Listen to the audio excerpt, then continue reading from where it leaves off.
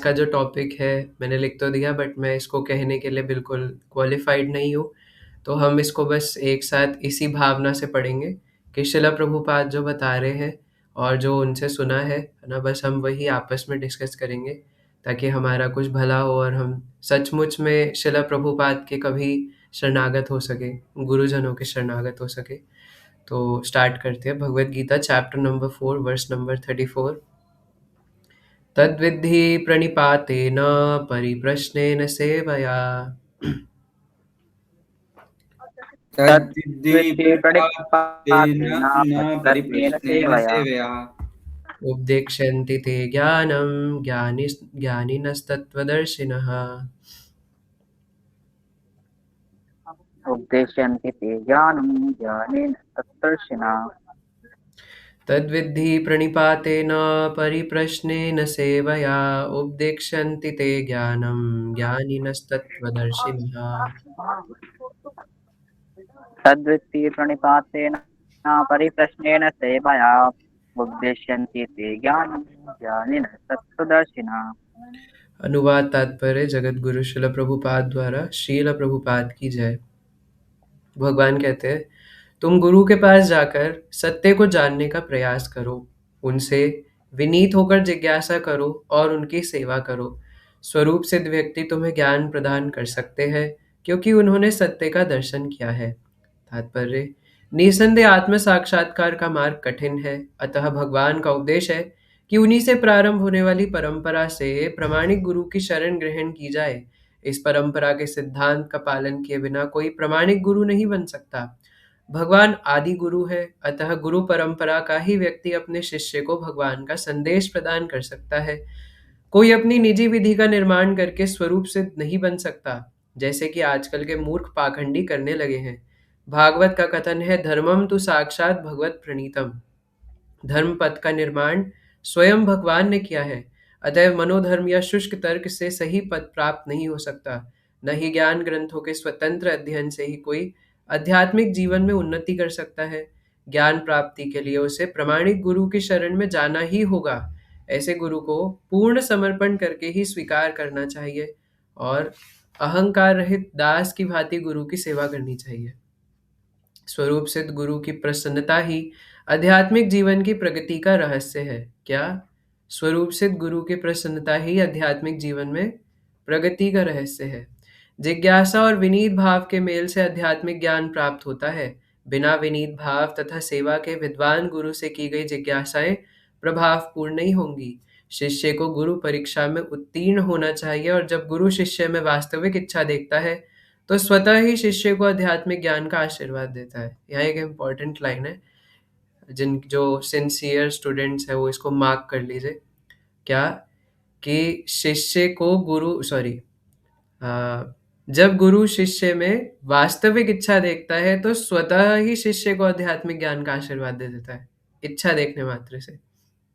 इस श्लोक में इस श्लोक में अंधानुगमन तथा निरर्थक जिज्ञासा, इन दोनों की भर्त्सना की गई है। शिष्य न केवल गुरु से विनीत होकर सुने, अपितु विनीत भाव तथा सेवा और जिज्ञासा द्वारा गुरु से स्पष्ट ज्ञान प्राप्त करे। प्रामाणिक गुरु स्वभाव से शिष्य के प्रति दयालु होता है, अतः यदि शिष्य विनीत हो और सेवा में तत्पर रहे तो ज्ञान और जिज्ञासा के विनिमय पूर्ण हो जाता है। हरे कृष्णा। तो this is very important verse. Please ऐसा मत सोचेगा कि हमने तो पढ़ा हुआ है, हमें पता है ना। ऐसा मत सोचिएगा ना। ये वर्स को तो जितनी बार हम घोट करके पी जाए उतना अच्छा है।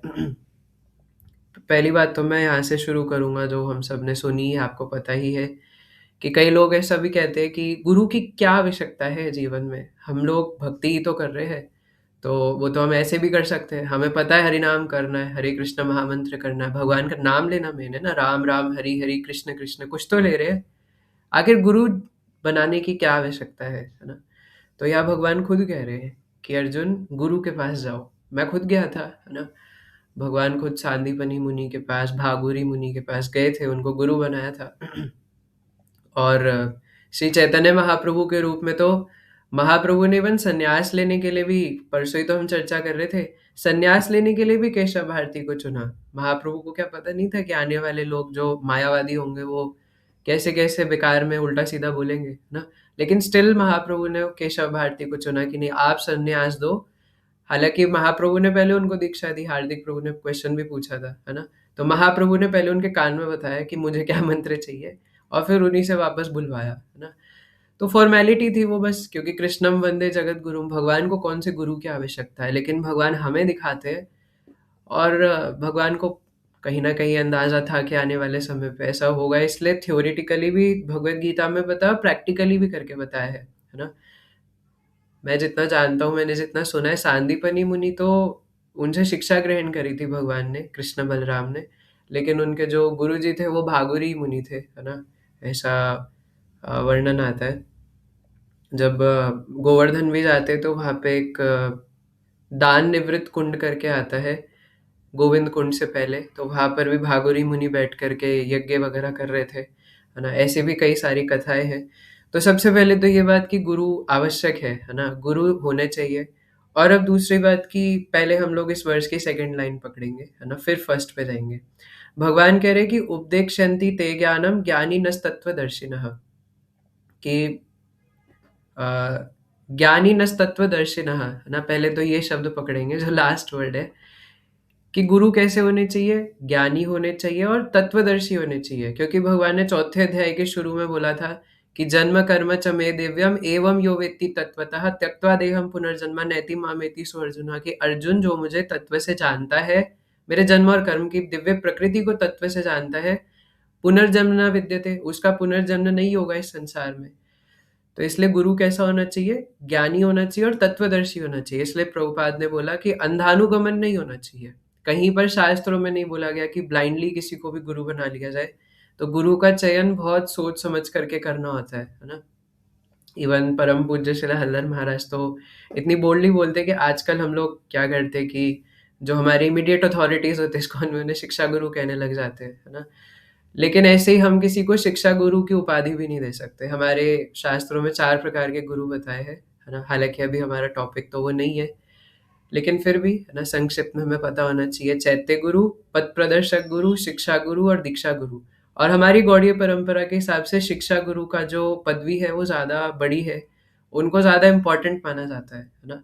अब दीक्षा गुरु भी शिक्षा गुरु हो सकता है, और ये ज़रूरी नहीं है कि दीक्षा गुरु ही शिक्षा गुरु हो, कोई और भी हो सकता है, लेकिन स्टिल शिक्षा गुरु का महत्व ज़्यादा है ना? जैसे शिला भक्ति विनोद ठाकुर महाशय के केस में कल भी हम शाम को सीबी में जब पढ़ रहे थे तो हम डिस्कस कर रहे थे। कोई बताएगा भक्ति विनोद ठाकुर महाशय के गुरुजी कौन है? गुरु परंपरा तो देखते हैं ना, बताइए। किसी को नहीं पता? क्या हो गया? कृष्णा प्रभु कौन है शिला भक्ति विनोद ठाकुर महाशय के गुरुजी? क्योंकि हाँ, तो जी शिक्षा गुरु तो श्री गौर किशोरदास बाबा जी महाराज है, गौर किशोरदास बाबा जी महाराज। सही बोल रहे क्या कृष्णा प्रभु? अब तो जी शिक्षा गुरु नहीं, शिक्षा गुरु होकर, क्योंकि आप ही बता रहे थे कि शिक्षा प्रणाली चलती है, दीक्षा भी चलती है, पर शिक्षा शिक्षा प्रणाली गुरु मेन गलत है बता हमारी। रहे हो ना आप। वो भक्ति विनोद ठाकुर महाशय के शिष्य थे, गुरु नहीं थे जिनका आप नाम ले रहे हो। उनके शिक्षा गुरु जगन्नाथ दास बाबा जी महाराज थे, जो हम गुरु परंपरा में देखते हैं। और दीक्षा गुरु है शिला विपिन बिहारी गोस्वामी, है ना? ये सब पता होना चाहिए। अपनी परंपरा के बारे में ही नहीं पता तो कहाँ जाके मुंह दिखाएंगे, है ना? अपने घर वालों का नाम पता होना चाहिए ना, मम्मी पापा कौन है, नाना नानी कौन है। कोई पूछ ले तुम्हारे पापा का नाम क्या है, वो पापा का नाम तो पता नहीं, क्या बोलोगे? क्या बेइज्जती वाली बात होगी ना ये, है ना? कोई पूछ ले कि पिताजी का नाम क्या है, जी वो पता नहीं, बताया नहीं कभी किसी ने, है ना? जानने का प्रयास भी नहीं करा। तो परंपरा में कौन है क्या है पता होना चाहिए। तो हमारी जो परंपरा है उसमें शिक्षा का ज्यादा महत्व है ना? तो इसलिए भगवान ने बोला कि गुरु कैसे होने चाहिए, ज्ञानी नस तत्वदर्शिनः, कि वो तत्वदर्शी गुरु होने चाहिए जो भगवान को तत्व से समझते हो। और भगवान भी चैतन्य चरितामृत में एक जगह कहते हैं ना कि जो मुझे तत्व से जानता है ना, वो गुरु होने लायक है। तो क्या क्या वर्ष था वो? अ, बाकी उपदेशामृत में तो पहले श्लोक में भगवान कहते ही है कि जो अपने जीवा वेगम, मनसा क्रोध वेगम, जो इस प्रकार से कंट्रोल कर ले, वो पूरे संसार में शिष्य बनाने के लायक है ना? प्रकृतिम सह शिष्यात्। तो इसलिए ज्ञानिनस्तत्त्वदर्शिनः, ये बहुत इम्पोर्टेंट बात है कि गुरु प्रामाणिक होने चाहिए, परंपरा में होने चाहिए। शुरू में भी भगवान ने यही बोला था, एवं परंपरा प्राप्तम राजर्षयो विदुः, कि मैंने जो तुम्हें बताया है वो अर्जुन पहले परंपरा में आया था, है ना? राजर्षि परंपरा में आया था, जो मैंने सूर्यदेव को बताया था और अब तुम्हें बता रहा हूँ। तो इसलिए परंपरा प्रामाणिक होनी चाहिए। आप सबको पता ही है, पद्म पुराण में 4 वैष्णव परंपराएँ बताई है ना? तो गुरु जो है तत्वदर्शी होने चाहिए, और हम जिनको फॉलो कर रहे हैं, मतलब जो भी हमारे गुरुजन हैं, उनके ऊपर कोई प्रामाणिक गुरु होने चाहिए और वो पूरी परंपरा प्रामाणिक होनी चाहिए। और जिनको हम फॉलो कर रहे हैं वो भी गुरु को अच्छे से फॉलो करते हुए होने चाहिए, क्योंकि मान लीजिए कि ट्रेन में 10 डब्बे हैं, है ना? आप हो छठे नंबर पे और आपके आगे पांचवे पे कोई है, और उसने आगे की ट्रेन छोड़ दी तो जो आप पीछे हो, तो वो तो डब्बे के साथ ही रह जाओगे ना, इंजन तो गया आगे, है ना? तो इसलिए हमारी जो परंपरा है, जैसे ब्रह्म मध्व गौड़ीय वैष्णव परंपरा, तो वो साक्षात ब्रह्मा जी से चालू हो रही है ना? भगवान ने खुद उसका इंजन ब्रह्मा जी को बनाया है, और उसके आगे फिर नारद मुनि, वेद व्यास, फिर ये सब इतनी लंबी ट्रेन चल रही है, जो करते-करते हमारे शिला प्रभुपाद तक आई है ना? पहले माधवेंद्र पुरी, ईश्वर पुरी, चैतन्य महाप्रभु, उसके बाद फिर हमारे षट गोस्वामी, फिर शिला प्रभुपाद, उसके बाद शिला प्रभुपाद से फिर आगे जो भी हमारे प्रेजेंट गुरु है ना? वो उस परंपरा को आगे चला रहे हैं। इसमें भी हमारा जो मेन है कि शिला प्रभुपाद हमारे प्री एमिनेंट शिक्षा गुरु है ना? बाय डिफ़ॉल्ट जिस दिन से आपने इस्कॉन में आए, उसी दिन से शिला प्रभुपाद हमारे गुरु है ना? जिस दिन से आए क्या, उन्हीं की वजह से तो आए हैं, है ना? शिला प्रभुपाद की इवन बाहर के संप्रदाय के भी जो लोग हैं ना, वो शिला प्रभुपाद की भगवद गीता पढ़ते हैं। मोस्टली जो लोग हैं आज के समाज में, वो शिला प्रभुपाद की Bhagavad Gita as it is पढ़ते हैं। तो वो कहना भी गलत नहीं है कि वो उनके भी शिक्षा गुरु हैं, क्योंकि पर्पस तो वो शिला प्रभुपाद के ही पढ़ रहे हैं, है ना? लेकिन हमारे लिए, जो हम इस्कॉन डिवोटीज़ हैं, हमारे लिए तो ऑटोमैटिकली बाय डिफ़ॉल्ट शिला प्रभुपाद शिक्षा गुरु है ना? और हमेशा रहेंगे भी। 10,000 साल तक, जब तक ये परंपरा चलेगी, तब तक शिला प्रभुपाद ही सबके शिक्षा गुरु रहेंगे। चाहे कोई भी प्रेज़ेंट गुरुज़ आएँगे, वो दीक्षा देंगे, लेकिन शिक्षा गुरु तो शिला प्रभुपाद ही रहेंगे। तो इसलिए तत्वदर्शी गुरु होने चाहिए, है ना? जब वो खुद ही कृष्ण को तत्व से नहीं जानते, तो शिष्य को क्या बताएँगे? गुरु का भी ढक्कन ढीला, शिष्य का भी ढीला, है ना? तो गुरु जो है वो प्रामाणिक होने चाहिए, इसमें पूरी उनकी स्क्रीनिंग होनी चाहिए, है ना? ऐसा नहीं कि किसी को भी, जैसे आजकल कुछ गुरुजी जेल में भी बंद हैं, तो ऐसा नहीं कि किसी से भी जाके दीक्षा ले लेंगे, है ना? और फिर सोचेंगे कि गुरुजी तो हमारे भगवान हैं, अंधा एकदम, कि हमारे गुरुजी तो जेल में हैं, तो कृष्ण भी तो जेल में गए थे, उसमें क्या बड़ी बात है? हमारे गुरुजी भी जेल में, जेल के बाहर ही बैठे हैं, हमारे भगवान जी कब बाहर आएँगे, हमारे गुरुजी? So that is not right. तो इसलिए भगवान सीधा-सीधा बोलते हैं कि तत्वदर्शी होने चाहिए, और तत्वदर्शी गुरु से क्या करना है, अब हम बात पर आ जाते हैं, है ना? कि तद्विद्धि प्रणिपातेन परिप्रश्नेन सेवया। अब गुरु के पास जाने की विधि क्या है? तो आप संस्कृत के हिसाब से मत देखिए, इसकी सीक्वेंस है सबसे पहले कि गुरु को प्रणिपात करना, प्रणाम करना, है ना? उनकी सेवा करना, और फिर उनसे जिज्ञासा करना कि मुझे क्या करना चाहिए? हम लोग क्या करते हैं? एकदम उल्टा। प्रणिपात तो प्रणिपात मतलब सिर्फ़ प्रणाम करना नहीं होता, प्रणिपात मतलब सरेंडर करना भी होता है। सरेंडर या प्रणिपात तो हमारे अंदर है ही नहीं, है ना? वो तो करना ही नहीं है। हम क्या करते हैं, सीधा जा कर के, और सेवा भी नहीं करते। सेवया, है ना? सेवा भी करना नहीं चाहते, सीधा जाके गोली की तरह प्रश्न लोड करते हैं, है ना? कि आप मुझे ये बताइए, आप मुझे वो बताइए। तो ये एक सही विधि नहीं है ना? इतना तो यार हमने टीवी की महाभारत में भी देखा ही है। तो इसलिए गुरु के पास जाने का सही तरीका, यहाँ पे भगवान खुद बता रहे हैं कि अर्जुन, उनके पास विनम्रता से जाते हैं, है ना? सबसे पहले उनको प्रणिपात करते हैं। प्रणिपात का मतलब ही खाली प्रणाम करना नहीं है ना? विनीत भाव से उनके पास जाना, ह्यूमिलिटी के साथ। आप भागवतम में देखिए, जितनी भी जगह बार-बार चैप्टर चेंज हो रहे हैं ना, जैसे जब नैमिषारण्य के ऋषि मुनि थे, तो वो भी सूत गोस्वामी से कहते हैं कि हम विनीत भाव से आपसे यहाँ सुनने आए हैं, है ना? और फिर उसके बाद सूत गोस्वामी भी कहते हैं कि मैंने विनीत भाव से अपने गुरुजी से सुना, और इसी वजह से मैं आपके सामने बोल पा रहा हूँ। उसके बाद सुखदेव गोस्वामी भी यही कहते हैं कि मैंने विनीत भाव से समझा। व्यासदेव भी यही कहते हैं कि मैंने विनीत भाव से नारद मुनि से सीखा, है ना? आप जहाँ भी देख लीजिए, प्रहलाद महाराज हो, कोई भी हो, ये लाइन आपको बार-बार रिपीटेड दिखेगी श्रीमद् भागवतम के अंदर। अब मैं इतना भागवतकार नहीं हूँ कि मैं संस्कृत में कोट करके बता सकूँ अमरेंद्र प्रभु जी की तरह, है ना? बट जितना मैंने पढ़ा है और सुना है ना? आप ही बार-बार रिपिटेटिव ट्रेंड देखेंगे कि जितने भी हमारे आचार्य वो एक ही बात कह रहे हैं कि मैं आपको भगवत कथा कुछ बता पा रहा हूँ, उसका एक ही कारण है कि मैंने अपने गुरुजी से विनीत भाव से सुना और विनीत भाव से उनकी सेवा करी। और सेवा करने में सबसे मेन सेवा है ही यही कि विनीत भाव से उनसे कथा श्रवण करना, है ना? आप देख लीजिए परम पूज्य भक्ति आश्रय वैष्णव स्वामी गुरु महाराज से भी भक्त लोग 90% कोई क्वेश्चन पूछते एक ही आंसर होता है, सुन करके। विनीत भाव से सुनना है ना? तो ये ह्यूमिलिटी बहुत ज़रूरी है गुरु से सुनने के लिए। पहली बात तो प्रामाणिक गुरु हो, है ना? और उनसे विनीत भाव से सुने कि वो क्या कह रहे हैं। ऐसा नहीं कि सिर्फ़ मैं बोलूँगा उनके सामने और उन्हें सुनाऊँगा। This is not a right mentality. आजकल जो जेन ज़ी बोलते हैं अपने आप को, नए बच्चे, है ना? तो वो तो बहुत उनको बात करने का तरीका ही नहीं आता। वो बड़ों से बात करना नहीं जानते। वो गुरुजी से या सन्यासियों से बात करना क्या जानेंगे? बट ये डीलिंग्स बहुत इम्पोर्टेंट है। तो जब किन्हीं गुरु के पास जाते हैं, तो उनसे बहुत विनीत भाव से पूछते हैं कोई भी प्रश्न। इस भावना से नहीं कि हम उनका टेस्ट लेना चाहते हैं या इस भावना से नहीं कि हम उन्हें दिखाना चाहते हैं कि मैं बहुत जानता हूँ। शास्त्र तो यहाँ तक आदेश देते हैं कि अगर आप बहुत कुछ जानते हुए तो गुरु के सामने पागल बन के रहना होता है। बेवकूफ़, मुझे कुछ नहीं पता, आप मुझे बताइए। अभी इसके लिए मैं सिद्ध करने के लिए एक कथा भी कहूँगा जो मैंने, है ना, पढ़ी है और सुनी है भक्तों से।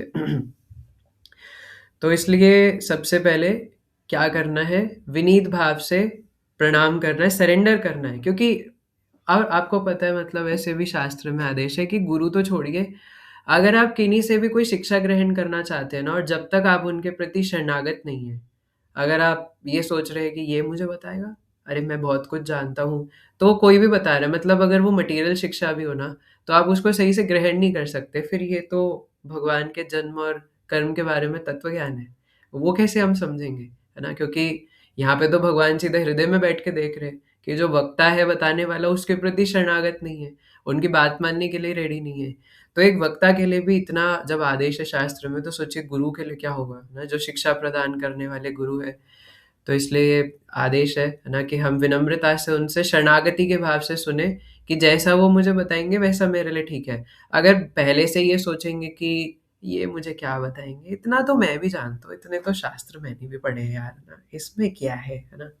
तो ऐसे विनीत भाव के ऊपर एक स्टोरी आती है ना, जो कल मैंने सीवी क्लास में भी बताई थी, तो जिन्होंने ऑलरेडी सुन ली वो एडजस्ट कर लीजिएगा, है ना? तो एक बार क्या हुआ कि नारद मुनि 12 महाजनों में से एक, हमारे ही परंपरा में ब्रह्मा जी के जस्ट बाद आते हैं, है ना? तो किसी कल्प में ऐसा हुआ कि नारद मुनि एक बार वैकुंठ गए हमेशा की तरह। उनका क्या, उनको कोई एनीवेयर डोर भी नहीं चाहिए।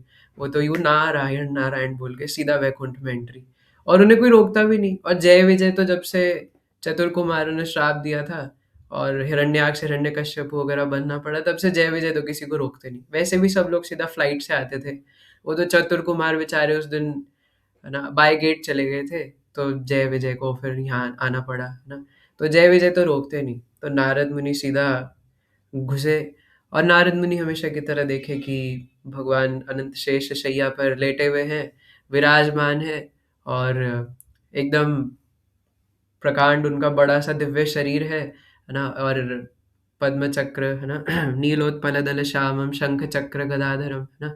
एक हाथ में सुदर्शन, एक हाथ में गदा, एक हाथ में शंख, एक हाथ में कमल का फूल ले रखा है। योग निद्रा में लेटे हुए हैं, ना सो रहे हैं ना जाग रहे हैं, है ना?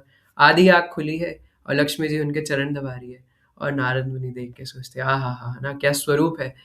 और उसके बाद नारद मुनि जा करके आगे बढ़ते हैं, तो भगवान नारायण खुद उठ करके और नारद मुनि को प्रणाम करते हैं। भाई ब्राह्मण आए हैं, इतने बड़े भक्त आए हैं, तो प्रणाम करते हैं। तो नारद मुनि को बड़ा अच्छा लगता है कि क्या बात है ना? मेरा कितना आदर सत्कार हो रहा है, नारायण खुद उठ करके मुझे इस प्रकार वेलकम कर रहे हैं, क्या वेलकम है।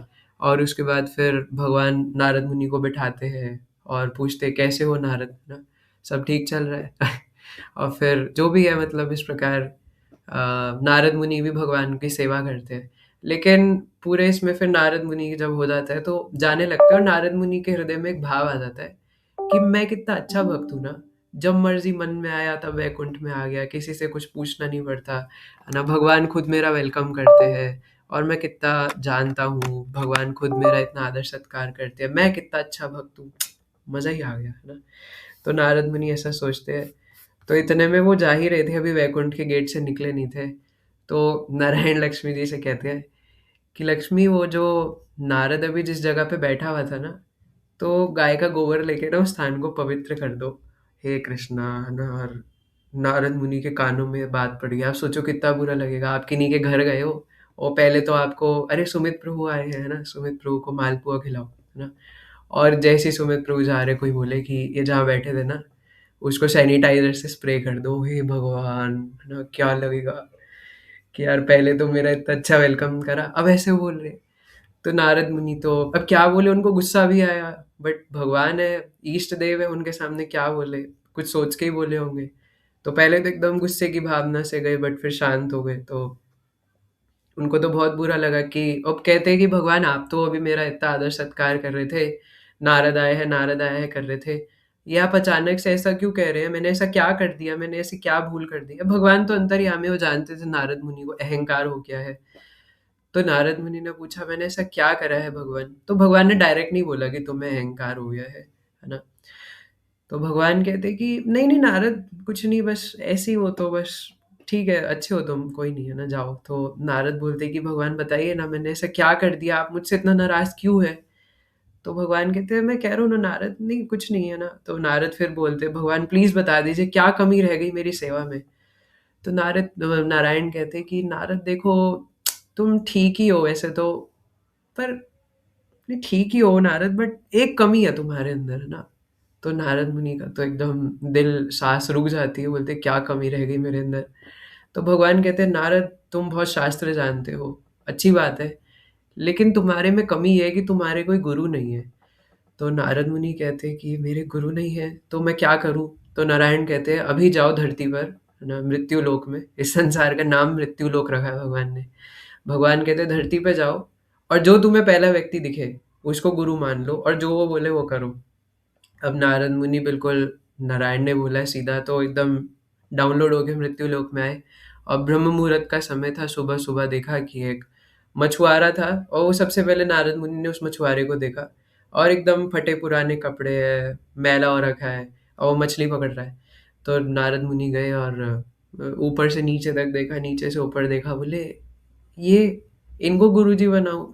ओ हो, इनको कौन गुरुजी बनाएगा, छोड़ो यार, है ना, ये मन नहीं मान रहा। तो फिर वापस आते हैं वैकुंठ, बोलते हैं कि नारायण, वो ऐसे एक मछुआरा मिला था। भगवान थोड़ा सीरियस होके बोलते हैं अब कि नारद, तुम्हें मजाक लग रहा है ना, मैंने जब तुम्हें बोला था कि जो तुम्हें पहले दिखे उसे बिना कुछ सोचे समझे गुरु बनाना है, तुम इतनी जजमेंटल होके क्यों सोच रहे हो, वापस जाओ और गुरु बनाओ। तो क्या करे नारद मुनि, तो बेचारे लाचार, है ना, हमेशा भगवान फंसा देते हैं उन्हें। तो वापस आते हैं और उन मछुआरे से कहते हैं कि मुझे दीक्षा दे दीजिए। तो गुरु जी बना लिया, लेकिन फॉलो करने के लिए अभी भी तैयार नहीं थे, बोले ये मुझे बताएंगे, मुझे पता है सब। तो नारद मुनि वापस आ गए। तो अब इस बार नारायण ने गुस्सा करके डांट ही दिया, है ना। भगवान बोले कि तुम्हारी इतनी जरूरत कि तुम ऐसा सोच रहे हो कि मैं उनको क्यों फॉलो करूंगा, जाओ मैं तुम्हें श्राप देता हूँ, तुम 84 लाख योनियों में घूमोगे, और घूमने के बाद फिर मेरे पास वापस आओगे, तब तक नहीं आओगे। तो नारद मुनि तो रोने लग गए कि प्रभु ऐसा क्यों कर रहे हैं, ये इतना दंड मत दीजिए। तो नारायण कहते कि अगर तुम बचना चाहते हो तो अपने गुरुजी के पास जाओ और उनसे पूछो कि मैं क्या करूँ, क्या सॉल्यूशन है। तो वो आते हैं मछुआरे के पास नारद मुनि, और कहते हैं कि गुरुजी, वो कल आपसे दीक्षा ली थी, अभी नारायण ने श्राप दे दिया, 84 लाख योनियों में घूमना है, क्या करूँ। तो मछुआरा बोलता है बस इतनी सी बात, है ना। तो वो रेत के किनारे, तो वहां पे मछली पकड़ रहे थे, तो वह रेत पे 84 लाख योनि लिख देते हैं। तो कहते हैं नारद, है ना, इस पे गड़ागड़ी करो, गोल गोल घूमो, और कह दो भगवान से जाकर के कि घूम लिया 84 लाख योनियों में, है ना, 84 लाख योनि लिख दिया, इस पे गोल गोल घूमो, और जाके बता दो घूम लिया। तो नारद मुनि वापस जाके कहते हैं कि भगवान, वो गुरु जी ने ऐसा कहा था, घूम लिया। तो भगवान फिर हंसते हैं, कहते हैं कि देखा, है ना। तो इसलिए सिर्फ शास्त्रों में कितना हमने ज्ञान बटोर रखा है ये मैटर नहीं करता, है ना। गुरु जो है वो फिर भी, क्योंकि बिना गुरु के जो ज्ञान है वो दिशाहीन होता है ना। मतलब कि आपको गाड़ी चलानी आती है ना, और एकदम मस्त गाड़ी चला लेते हो, और मतलब गाड़ी में जो जो कंट्रोल्स होते हैं वो सब आते हैं, एकदम लैम्बोर्गिनी 300 की स्पीड पे चला लोगे, बट यही नहीं पता जाना कहाँ है ना, कैसे जाना है, गूगल मैप नहीं खुल खुल रहा, तो क्या करोगे, है ना। तो इसलिए भले ही हम लोग बहुत शास्त्र पढ़ ले, है ना, खुद से कोई साधना कर ले, लेकिन वो लगेगी नहीं अपनी जगह पर, है ना, जब तक हम लोग एक गुरु के शरणागत नहीं होंगे, एक प्रामाणिक गुरु, है ना, जो कि भगवान के रिप्रेजेंटेटिव है। और क्योंकि वो भगवान के, है ना, नित्य पार्षद है, भगवान के करीब है, तो भगवान हमें अपना करके तभी मानेंगे जब हम उनके भक्तों के होंगे, है ना। कि भगवान कहते हैं कि अगर कोई मेरा भक्त है तो मुझे नहीं पता कि वो मेरा भक्त है या नहीं, है ना, लेकिन अगर कोई मेरे भक्तों का भक्त है तो गारंटेड वो मेरा भक्त है। इवन शिव जी भी कहते हैं कि आराधनानाम सर्वेशम विष्णुर आराधनम परम, कि सभी आराधनाओं में भगवान विष्णु की आराधना सबसे बड़ी है। लेकिन इनसे भी बड़ी है ना, शिव जी तो खुद वैष्णव नाम यथा शंभु है, सबसे बड़े वैष्णव है। कहते हैं कि सबसे बड़ी आराधना शिव पुराण में, कि सबसे बड़ी आराधना सभी आराधनाओं में भगवान विष्णु या कृष्ण की है। लेकिन इससे आगे वाली लाइन में कहते हैं कि सबसे बड़ी आराधना विष्णु की तो है, लेकिन इनसे भी बड़ी आराधना है विष्णु भक्तों की, वैष्णवों की, है ना। तो वैष्णव गुरु, है ना, वैष्णव गुरु या वैष्णव साधु, है ना, ये सब हमारे लिए बहुत इम्पोर्टेंट है। इनके बिना हमारा कोई जीवन नहीं है ना। तो एक बार रामानुजाचार्य जी के भी केस में हुआ था कि रामानुजाचार्य एक बार कहीं कथा करने गए थे। मैं पहले भी बताया था एक बार, है ना, गुरु महाराज कई बार बताते हैं। तो रामानुजाचार्य एक बार कहीं कथा करने गए थे, तो वहां जाके कहते कि आज मैं क्लास नहीं दूंगा। अपने एक शिष्य को कहते हैं कि यहाँ एक वो धोबी रहता है, उसको बुला के लाओ, वो क्लास देगा। अब वो बेचारे अनपढ़ गंवार, वो कपड़े धोते हैं। तो शिष्य ने जाके उन धोबी को बताया, वो भी शिष्य ही था रामानुजाचार्य का। तो उनसे जाके बोला कि गुरुजी कह रहे हैं आप क्लास दोगे। तो कहते हैं मैं क्लास दूंगा, मैं कहाँ से क्लास दूंगा भैया, है ना। तो कहते गुरुजी ने बोला जाना तो पड़ेगा। वो सोचे कि ऐसे ही बोल दिया होगा मुझे बुलाने के लिए, है ना, ह्यूमिलेट कर रहे होंगे, तो जा करके पीछे बैठ गए धोबी। तो रामानुजाचार्य है ना, वो तो श्री भगवान के, है ना, डायरेक्ट अवतार है। तो वहीं से ऊपर स्टेज से देख के पीछे बुलाते हैं, तुम, है ना, वहां क्यों बैठ गए, चलो आगे आओ। और उनको स्टेज पे बिठाते, बोले बैठो यहाँ साइड में और कथा करो, है ना। तो वो क्या बोले, उनको कुछ आता नहीं था, काला अक्षर भैंस बराबर। तो वो बस रामानुजाचार्य जी के चरणों में प्रणाम करके बोलना शुरू करते, और 3-4 घंटे कथा बोलते ही जाते, बोलते ही जाते, बोलते ही जाते। इसलिए हम कहते हैं कि मूकम करोति वाचालम पंगुम लंगायते गिरिम, है ना, कि मेरा जो मुख है, मतलब एक गूंगा भी कृष्ण कथा बोलने लग जाता है जब गुरु की कृपा होती है ना। लेकिन गुरु की कृपा नहीं है तो no one can speak Hari katha, है ना। तो इसलिए मैं तो यहाँ पे बकबक कर रहा हूँ, है ना। लेकिन हरि कथा जो डिवोटीज बोलते हैं, जो भक्त, है ना, जो हरि कथा बोलते हैं, जैसे शिला प्रभुपाद है। तो शिला प्रभुपाद जब बोलते हैं तो सेंस ग्रेटिफिकेशन नहीं करना, है ना, chant Hare Krishna and be happy. शिला प्रभुपाद को वो एक लाइन हृदय में यूं ऐसे जाता है, यहाँ से गया, है ना, और वही रह जाता है अंदर एकदम गोली की तरह। और हम वही चीज 10-10 बार बोलते रह जाते, बोलते रह जाते, कोई फर्क ही नहीं पड़ता। क्यों? क्योंकि वो परंपरा है ना। शिला भक्ति सिद्धांत सरस्वती ठाकुर प्रभुपाद ने शिला प्रभुपाद को आदेश दिया कि जाइए और पाश्चात्य जगत में जाकर के प्रचार कीजिए, है ना।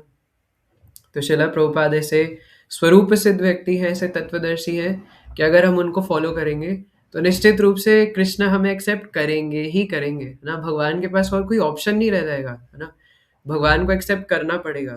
तो इसलिए सबसे पहली विधि क्या है कि शरणागत हो, विनीत विनीत भाव बहुत बहुत बहुत आवश्यक है ना। इवन यहाँ पे तो गुरु की बात हो रही है, लेकिन हमें वैसे सभी डिवोटीज के लिए बहुत विनीत भाव रखना चाहिए। आप सोचिए कि शिला प्रभुपाद जब, है ना, अपने समय पे शिला प्रभुपाद अपने डिसाइपल्स को कहते थे कि कृष्णा बुक पढ़ के सुनाओ। और कृष्णा बुक पहले तो थी नहीं, प्रभुपाद ने खुद ही तो लिखी है। श्रीमद् भागवतम के दशम स्कंद को स्टोरी फॉर्म में शिला प्रभुपाद ने खुद कृष्णा बुक लिखी और अपने डिसाइपल से कहते थे पढ़ के सुनाओ। और वो पूतना वध की लीला पढ़ रहे, शिला प्रभुपाद एकदम ऐसे टेबल पे हाथ मार मार के, ठाके मार मार के हंस रहे, है ना। जैसे ही डिसाइपल्स पढ़ रहे कि भगवान ने, है ना, पूतना को पकड़ लिया और हवा में यूं उड़ाया, तो शिला प्रभुपाद यूं ऐसे जोर जोर से हाथ मार के बच्चे की तरह हंस रहे हैं, है ना।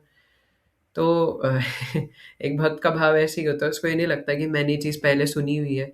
क्योंकि भगवान की कथा कैसी है ना, भगवान का रूप कैसा है, नवीन नीरदारूप मनोहर मोहन वंशी बिहारी, है ना। भगवान का रूप है नित्य नवीन, है ना, हमेशा नया रहता है।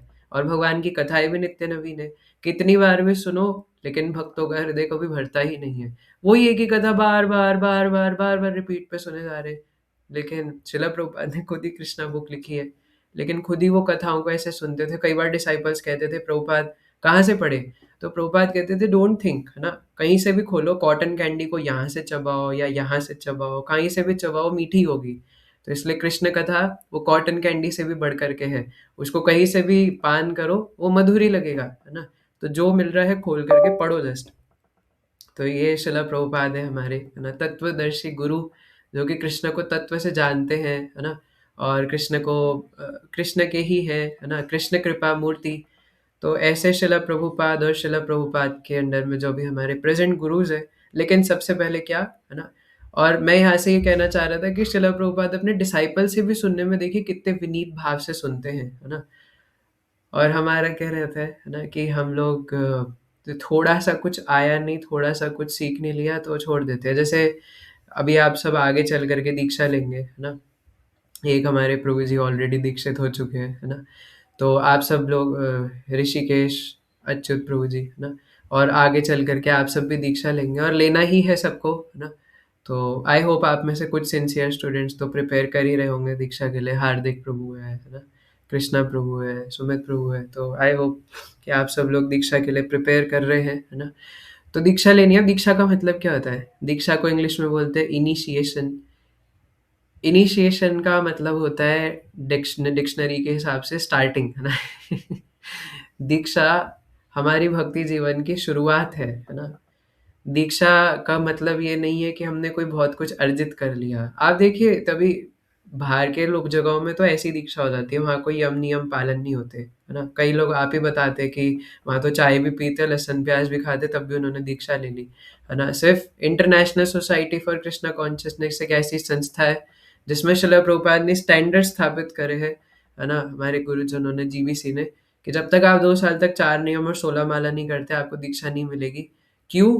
क्योंकि भक्ति की शुरुआत ताकि अच्छे से हो। तो इससे पहले जो हम कर रहे हो तो वार्म अप है ना? भक्ति दीक्षा से तो शुरू होती है ना?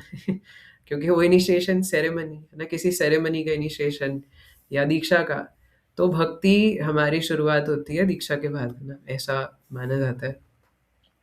तो दीक्षा हो चुकी है या नहीं हुई, है ना? मैटर नहीं करता, है ना? मेन बात हमारी ये है कि हम कभी भी हम और दीक्षा सिर्फ सेरेमनी से कोई लेना देना नहीं है। जिस दिन से हम गुरुजन के प्रति शरणागत हो जाते हैं, उन्हें मान लेते हैं कि ये मेरे हैं और मैं जो ये बोलेंगे वही करूँगा, है ना? उसी दिन से हमारा रिश्ता जुड़ जाता है, क्योंकि जन्मे-जन्मे प्रभु से ही। ये कोई पेपर पे लिख के साइन करके थोड़ी ना देंगे कि हाँ, आज से तुम मेरे शिष्य हो, मैं तुम्हारा गुरु हूँ, है ना? एक बार मेरे गुरु महाराज ने मुझे इस बात पे डाँट दिया था, है ना? मतलब कुछ ऐसा हुआ था, कुछ लंबी-चौड़ी बात, तो मैंने बेवकूफ़ी में ऐसा कुछ कह दिया था कि अ, जिसका मीनिंग ये निकल रहा था कि दीक्षा तो सिर्फ नाम जपी हुई माला देने से ही होती है ना? तो महाराज ने मुझे डांट करके बोला कि बेवकूफ़ कहीं के, है ना? गुरु जो है वो शिष्य को देख करके, कुछ बोल करके, है ना? कुछ सुना करके, कैसे भी शिष्य को स्वीकार कर सकते हैं, है ना? वो ये दीक्षा-वीक्षा सेरेमनी से कोई लेना-देना नहीं होता है, तो जस्ट फॉर्मेलिटी है। जिस दिन से शिष्य ये शरणागत होकर के मान लेता है कि मेरे गुरु है, और फिर गुरु अगर उनको टेस्ट करके अगर मान ले कि हाँ, आज से मेरा शिष्य है, तभी से संबंध जुड़ जाता है ना? और दीक्षा के बाद भी अगर कोई फॉलो ना करे तो फिर वो शिष्य थोड़ी ना है। वो तो सिर्फ़ गुरु के ऊपर कोई भार नहीं रहता है ऐसे शिष्य का जो दीक्षा लेने के बाद फॉलो ना करे। तो दीक्षा एक फ़ॉर्मेलिटी है, लेकिन ये मतलब नहीं कि दीक्षा नहीं लेनी, दीक्षा लेनी है। बट वो सेकेंडरी बात है, प्राइमरी है शिक्षा, है ना? दीक्षा में अगर शिक्षा नहीं है तो दीक्षा कोई पॉइंट नहीं बनता, है ना? तो इसलिए दीक्षा के बाद, दीक्षा से पहले हर समय शिक्षा का महत्व ज़्यादा है ना? तो इसलिए भगवान कहते हैं कि अर्जुन विनीत भाव से शरणागत हो और शरणागति के बाद उनकी सेवा करो, है ना? सेवा करते-करते भी शरणागत हो, और शरणागति का मतलब यही है कि जो वो मुझे बताएँगे वो मेरे लिए बेस्ट है ना?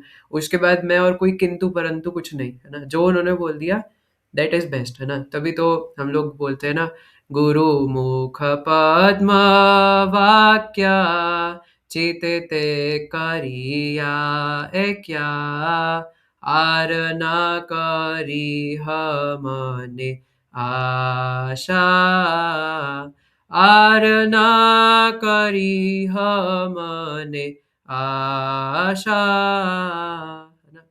कि गुरुमुख पद्म वाक्य, गुरु के मुख से जो वाक्य निकला है उसको चित्त के साथ एक कर लेना। तो और इसके अलावा मैं और कोई आशा नहीं करूँगा। लेकिन चित्त के साथ एक कर लेने का आजकल कलियुगी जीव है ना? तो उसको समझना है ना? जैसे कई बार एक स्टोरी सुनाता हूँ कि एक बार एक शिष्य जा रहा था ना गुरुजी के साथ, तो गुरुजी घोड़े पे थे। गुरुजी थोड़े, है ना, थोड़े वृद्ध हो चुके थे, तो घोड़े पे जा रहे थे और शिष्य नीचे चल रहा था। तो क्या हुआ कि थोड़ी देर चले तो गुरुजी का गमछा नीचे गिर गया, तो उन्हें लगा कि शिष्य ने उठा लिया होगा। तो 1-2 किलोमीटर बाद जाके बोलते कि शिष्य वो मेरा गमछा। तो कहते कि गुरुजी कौन सा गमछा? बोलते वो पीछे गिरा था ना। हाँ गिरा था। तो उठाया क्यों नहीं? गुरुजी आपने बोला ही नहीं कि गिरा था, हमने तो पढ़ा है गुरु मुखा पद्म वाक्य, है ना? गुरु जो बोले उसको फॉलो करना, आपने बोला ही नहीं कि कपड़ा गमछा उठाना था। तो गुरुजी बोले कि यार ये तो बड़ा अच्छा शिष्य है, कुछ ज्यादा ही बात मानता है मेरी, है ना?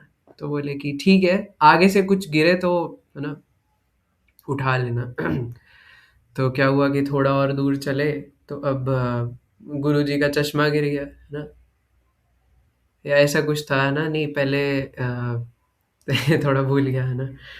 तो गुरुजी थोड़ा और आगे चले तो घोड़े ने, है ना, थोड़ा मल त्याग दिया। तो गुरुजी ने बोला था कि जो भी गिरे उसको उठाना होता है। तो शिष्य ने वो मल उठा लिया। तो गुरुजी कहते कि ये क्या उठाया तुमने? तो कहते कि आपने तो बोला था कि कुछ गिर जाए तो उसको उठाना होता है। तो गुरुजी बोले कि क्या करूँ इसका, है ना? आपने तो बोला था गुरुमुखा पद्मा वाक्य, जो गुरु के मुख से निकले उसको फॉलो करना होता है। आपने बोला सब कुछ उठाना है, मैंने उठा लिया। तो गुरुजी बोलते हैं इसका क्या करूँ? ये नहीं उठाना होता, है ना? कुछ स्पेसिफिक चीज़ें उठानी होती है। तो शिष्य बोलते हैं कि गुरुजी आप एक काम करिए, आप ना एक पेपर पे लिख के दे दीजिए कि क्या उठाना है, क्या नहीं उठाना।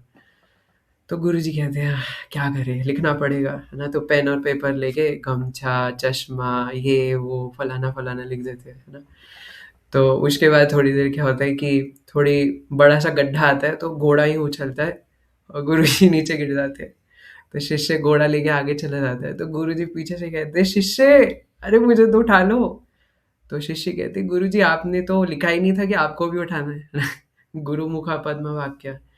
तो गुरु के मुख से वाक्य निकलने का ये मतलब नहीं है कि हम उसके पीछे का सार तत्व ना समझें, है ना? एक बार महाराज जी बता भी रहे थे कि 3 प्रकार के शिष्य होते हैं। एक वो जो बिना गुरु के कहे समझ जाते हैं कि मुझे क्या करना है। अब देखिए कलयुग में ऐसे शिष्य होना बहुत मुश्किल है ना? और हम भी उस स्तर तक पहुँच जाए कि बिना कहे समझ जाए कि हमें क्या करना है, बहुत मुश्किल है। फिर दूसरे स्तर के शिष्य होते हैं जो अ, पूछ लेते हैं, है ना? जिनके समझ में नहीं आता कि क्या करना है, तो पूछ लेते हैं मुझे क्या करना है, फिर उसको पूरी तरीके से फॉलो करते हैं। और तीसरे होते हैं जो ना पूछते हैं ना फॉलो करते हैं, और कहते हैं कि दीक्षा ले ली, अब तुम अपने रास्ते, मैं अपने रास्ते। तो ये बिल्कुल नहीं बनना। पहले की 2 कैटेगरी में हो तो ज़्यादा अच्छा है ना? कि शिक्षा गुरु या दीक्षा गुरु जो कह रहे हैं, जो मुझसे चाहते हैं, है ना, हार्दिक प्रभु, तो उसके पीछे के सार तत्वों को समझना है। हमें सिर्फ़ उस लाइन को नहीं पकड़ना कि ऐसा बोला था, तो एग्ज़ैक्ट ऐसा करना है ना? कि कोई वैष्णवों को उल्टा सीधा बोले तो सच में चाकू लेके उसका गला काट दें, है ना? तो इसके मतलब ये सिर्फ़ एक बात के लिए नहीं कह रहा, हर बात के पीछे का अगर नहीं समझ में आ रहा तो पूछ लो कि कैसे प्रैक्टिकली फ़ॉलो करना है। बजाए इसके कि हम लोग बाज़ार में जाके, है ना, कोई आफ़त मचा दें। So we should ask. तो इसलिए विनीत भाव बहुत आवश्यक है। इवन जैसे मैं प्रभुपाद का भी एग्ज़ाम्पल देके बता रहा था, है ना? मैं तो कहता हूँ कि हम जैसे पथ प्रदर्शक गुरु होते हैं ना, तो पथ प्रदर्शक गुरु तो कोई भी हो सकता है। आज अगर कोई नया भक्त आया है ना, तो वो भी पथ प्रदर्शक गुरु हो सकता है। अभी जैसे हमारे हर्षित प्रभु जी है ना? मैं उन्हें प्यार से हरि प्रिय बोलता हूँ, हालाँकि दीक्षित नहीं है बट नहीं है ना? तो इतने छोटे उम्र में होकर के छोटे बच्चे, है ना? और अभी उनके ऑडियो मैसेजेस भी मैं फॉरवर्ड करता हूँ ग्रुप में, तो उनसे भी इतना कुछ सीखने को मिल रहा है ना? कृष्णा प्रभु है, तो वो भी छोटे हैं, तो उनसे भी इतना कुछ सीखने को मिलता है। तो ये नहीं सोचना चाहिए कि कोई उम्र में छोटा है या कोई भक्ति में छोटा है, कोई दीक्षित नहीं है। ये सब बेकार की बातें हैं। इवन दीक्षा से भी कोई मैटर नहीं करता, है ना? ना, एक बार किसी ने पूछा था गुरु महाराज से कि हाँ, देखिए उपदेशामृत के अंदर ये चीज़ बताई गई है कि दीक्षित भक्त को प्रणाम करना चाहिए, बट ये मैटर नहीं करता। मेन जो चीज़ मैटर करती है वो है भक्त का गुण, है ना? दीक्षित होने के बाद भी कैसे-कैसे करके दीक्षा ले ली, फिर फ़ायदा नहीं है ना? गुण मैटर करते हैं, है ना? अगर कोई गुणहीन है, तो कोई बात नहीं बनेगी। लेकिन अगर कोई दीक्षित है या नहीं है, अभी जैसे हमारे हार्दिक प्रभु है ना? तो दीक्षा की प्रिपेयर कर रहे हैं, है ना? अभी तक थोड़ा समय लग रहा है, भगवान उनको परीक्षा ले रहे हैं, लेकिन इसका ये मतलब थोड़ी ना कि वो क्वालिफाइड नहीं है ना? तो दीक्षा हो जाएगी तो तब हो जाएगी, लेकिन इसका ये मतलब थोड़ी कि वो अभी अच्छे साधक नहीं है ना? अच्छे से साधना कर रहे हैं, हम लोगों को भी इंस्पायर कर रहे हैं। तो हमारे साथ कई भक्त हैं जो दीक्षित नहीं है, वो इतने अच्छे भक्त हैं कि हम उनसे क्या-क्या सीख सकते हैं, है ना? आप हार्दिक प्रभु से सीखिए कि अपनी साधना में अडिग कैसे रहते हैं, है ना? कुछ भक्त होते हैं जप करते-करते पूरे सो ही जाते हैं, है ना? हार्दिक प्रभु को मैं देखता हूँ कि उनकी हेल्थ खराब रहती है, उनको नींद आ भी रही होती है, तो वो एकदम यूँ ऐसे करके जप करते रहते हैं लगातार, सोते नहीं हैं, है ना? और मैं तो उनके साथ था नहीं, लेकिन आप सब भक्तों से सुना कि ग्रंथ अध्ययन करने में भी मतलब ये टाइम फिक्स है कि करना है तो करना है ना? मतलब इतना तो मैं भी सीखता हूँ, क्योंकि मेरा भी ऐसा नहीं है कि कहीं धाम यात्रा पे गए और बुक रीडिंग नहीं हुआ तो मैं सोचता हूँ चलो नहीं हुआ तो क्या हो गया, कल कर लेंगे, सो जाते हैं, है ना? बट आप सबसे सुना कि प्रभु जी वहाँ जा कर के भी मतलब पढ़ना ही है 15 मिनट, है ना? तो ये सब सीख सकते हैं ना। हर्षित प्रभु है तो वो भी अपने पढ़ाई के साथ-साथ कैसे करके मैनेज करते हैं। तो इतने छोटे-छोटे बच्चों से हम सीख सकते हैं कि कैसे मतलब अलग-अलग चीज़ें अलग-अलग, देखिए कमियाँ तो सब में होती है ना? लेकिन हम इनसे भी सीख सकते हैं। तो मैं ये कहना चाह रहा हूँ कि ये विनीत भाव जो है, वो हर एक साधक के लिए होना चाहिए, है ना? तो और जब नए-नए साधकों में होगा तो गुरुजी में तो वैसे भी हो ही जाएगा, है ना? तो इसलिए जो भी भक्त आ रहे हैं हमारे सामने, हर किसी से उनकी कमियों को नेग्लेक्ट करते हुए, उनकी कमियों पर ध्यान ना देते हुए, है ना? क्योंकि जैसे अमरेंद्र प्रभु जी एक एग्ज़ाम्पल देते हैं, है ना? जैसे जब आप जूस निकालते हो ना कभी, जैसे अभी सर्दी है तो कुछ गाजर का जूस निकालते हैं, सूझा था, ये कुछ नहीं बचा था, है ना? तो इसमें गाजर डाली तो एक तरफ से जूस निकलता है, एक तरफ से पल्प कूड़ा निकल जाता है। तो हमारी इच्छा है कि या तो हम वो कूड़ा कलेक्ट करने वाला पात्र बन सकते हैं या रस कलेक्ट करने वाला। एक व्यक्ति के अंदर दोनों है, वही गाजर में से अलग कूड़ा निकल गया, लेकिन उस कूड़े का भी कुछ और अच्छा बनाया जा सकता है। जो उसको कूड़े की दृष्टि से देख रहा है उसको कूड़ा लगेगा, जो उसको किसी पोटेंशियल की दृष्टि से देख रहा है तो शिला प्रभुपाद ने हम जैसे कूड़ों का भी कुछ अच्छा बना दिया ना, है ना? मतलब कम से कम कुछ तो कर पा रहे हैं, तो हम किस लायक थे, है ना? लेकिन शिला प्रभुपाद ने ऐसे बेवकूफ़ों को भी कैसे न कैसे करके कृष्ण भक्ति में लगा ही रखा है। तो अगर कोई प्रभुपाद जैसे विज़न से उसको कूड़ा ना देख कर के कुछ अच्छा उसका कर सकता है, और अच्छा है कि हम लोग उसके दुर्गुण को ना पकड़ के सगुण पकड़े, क्योंकि हर व्यक्ति के अंदर कुछ ना कुछ गुण होते हैं, हर व्यक्ति के अंदर। और हर व्यक्ति के अंदर जब तक वो बद्ध है संसार में, कुछ ना कुछ कमी होगी ही होगी, है ना? आप सबके अंदर, मेरे अंदर, सबके अंदर कुछ ना कुछ कमी है। तो बेटर टू कि हम उस कमी को ना पकड़ के उनकी अच्छाइयों पर फ़ोकस करें और उनकी अच्छाइयों का गुणगान करें। तो ये विनीत भाव अगर सबके प्रति होगा, ख़ासकर क्योंकि भगवान कहते हैं मच्चित्ता मद्गता प्राण बोधयन्तः परस्परम, कि मेरे भक्त जब आपस में मिलते हैं तो वो मेरे बारे में चर्चा करते हैं। अब जब ये रहेगा कि मैं सब जानता हूँ, तो कैसे हम किसी से कृष्ण कथा सुनेंगे? तो कृष्ण कथा सुनने से पहले कोई भी हमें कृष्ण कथा बता रहे हो, उनसे विनीत होकर के सुनना है ना? और फिर जो हमारे स्पिरिचुअल मास्टर है, जो हमारे गुरु हैं, उनके प्रति तो ख़ासकर, और फिर विनीत होकर के फिर सेवा करो, शरणागत हो जाओ। और शरणागति का क्या मतलब है? जो वो बोले वो मुझे फ़ॉलो करना है। इसके बाद कोई किंतु परंतु नहीं। जो शिला प्रभुपाद ने बोला है एज़ इट इज़ फ़ॉलो करना है ना? शिला प्रभुपाद स्टैंडर्ड्स। और फिर उसके बाद आज देखिए, आज जो आ रहे हैं वो आएँगे और जाएँगे, लेकिन शिला प्रभुपाद हमेशा से थे और हमेशा रहेंगे, है ना? इसलिए आजकल कई हैं जो, है ना, मेरे जैसे जो शिला प्रभुपाद के स्टैंडर्ड्स को बदल देते हैं।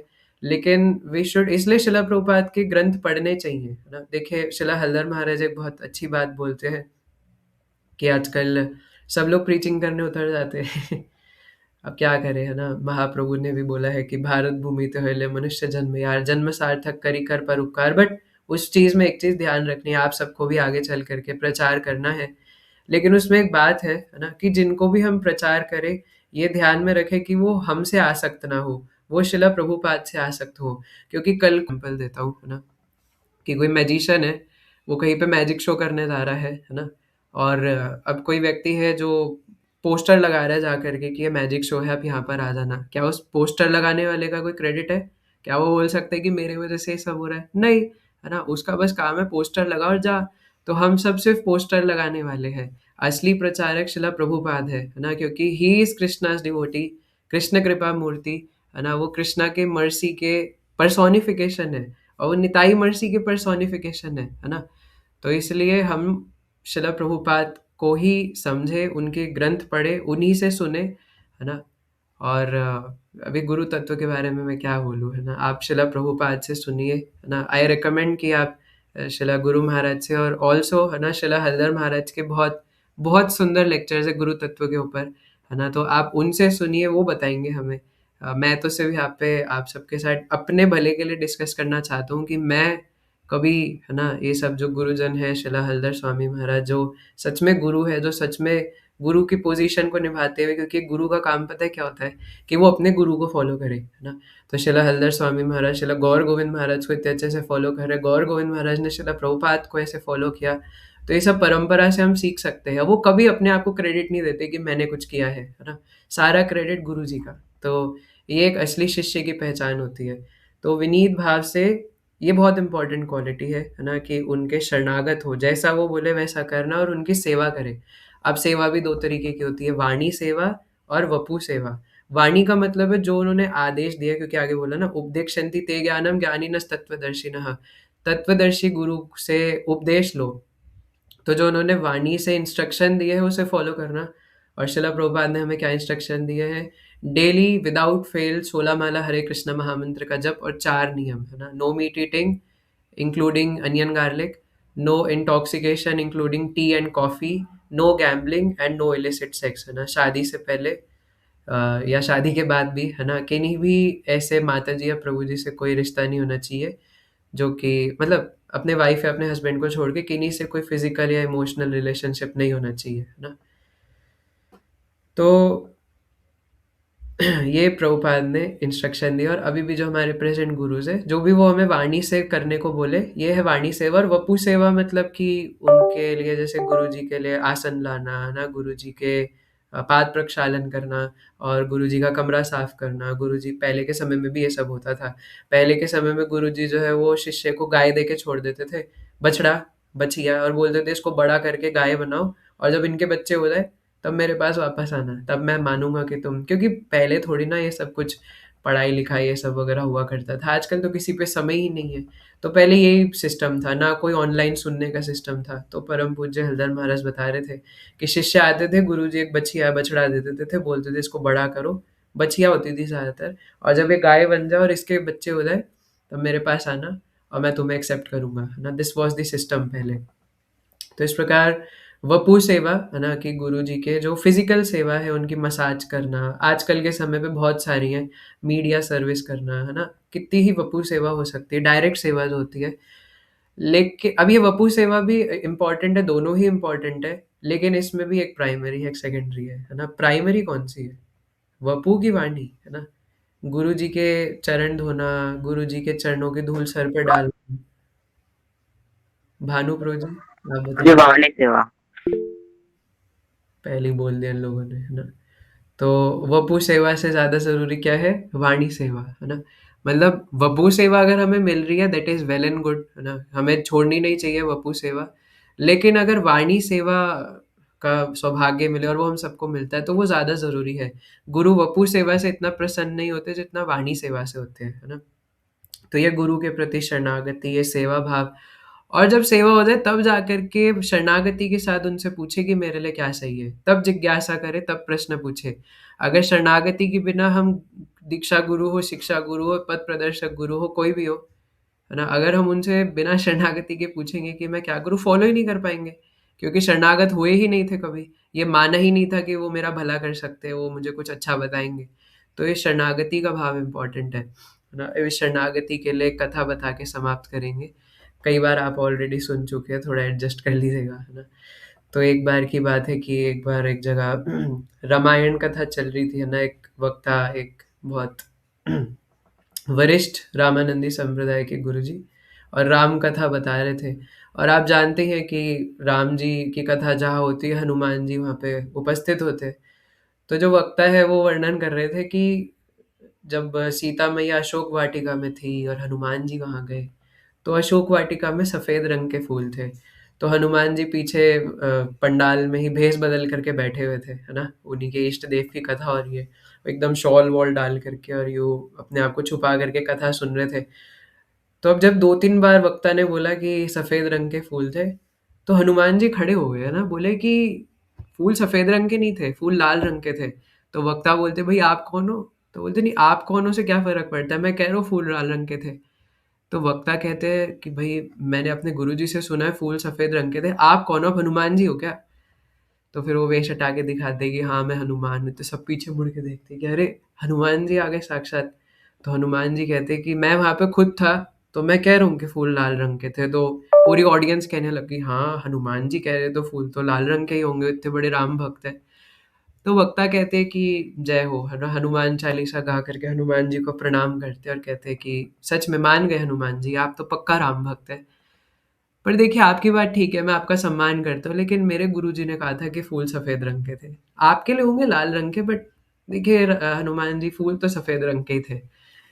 अब लड़ाई छिड़ गई, ये कह रहे सफ़ेद रंग के, हनुमान जी कह रहे यार कैसी बात करते हो, मैं हनुमान हूँ, है ना? मैं कह रहा हूँ फूल लाल रंग के थे। तो उसके बाद फिर क्या हुआ कि सीता मैया भी वहीं बैठे थे भेष बदल के, तो वो भी खड़े हो गए। तो बोले कि एक्चुअली फूल जो थे ना वो हरे रंग के थे, है ना? तो अब वक्ता बोले कि आप कौन हो भैया? अब एक और कोई नया आ गए। तो सीता मैया फिर अपना वेश हटा के दिखाते हैं ना कि मैं साक्षात सीता हूँ। तो मैंने देखा था, मैं तो ये तो हनुमान तो वैसे भी खाने पीने आए थे ना, बोले थे मैया भूख लग रही है कुछ खा लूँ क्या? तो ये तो ज़्यादा ध्यान नहीं देते, मैं तो इतने महीने अशोक वाटिका में थी। मैंने देखा था ना फूल हरे रंग के थे, ये तो कुछ कुछ क्षणों के लिए आए थे हनुमान तो।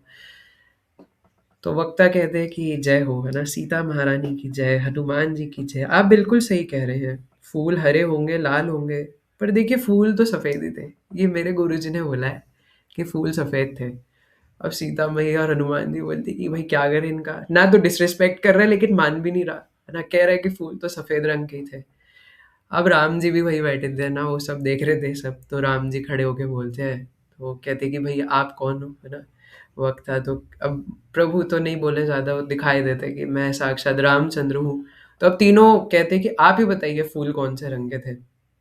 तो राम जी कहते हैं कि ये जो वक्ता कह रहे हैं, वो सही है ना?